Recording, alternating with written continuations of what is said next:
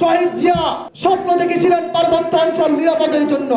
বেগম জিয়া পার্বত্য চট্টগ্রামে long March করেছিলেন, কিন্তু আজকে দেখা যাচ্ছে কোন অদৃশ্য শক্তির কারণে সন্তুল আরমাকে বিভিন্নভাবে পার্বত্য অঞ্চলে প্রবাহিত করা হচ্ছে। যে সন্তুল আরমার বিরুদ্ধে বেগম জিয়া যুদ্ধ ঘোষণা করেছিল, যে সন্তুল আরমার বিরুদ্ধে বেগম জিয়া খাগড়াছড়িতে লং মার্চ করেছিল, আজকে সেই সন্তুল আরমাকে প্রতিষ্ঠা করা হচ্ছে। আমরা বলবো অনতি বিলম্বে এই সন্তুল আরমাকে গ্রেফতার করতে হবে। তার যে পদ রয়েছে, তার যে পোস্ট রয়েছে, ওই পোস্টের নাম আমি উল্লেখ করতে চাই না, ওটা উল্লেখ করতে আমার লজ্জা হয়। এই সন্তুল আরমার তাকে এই পদ থেকে অনতি বিলম্বে বিতাড়িত করতে হবে।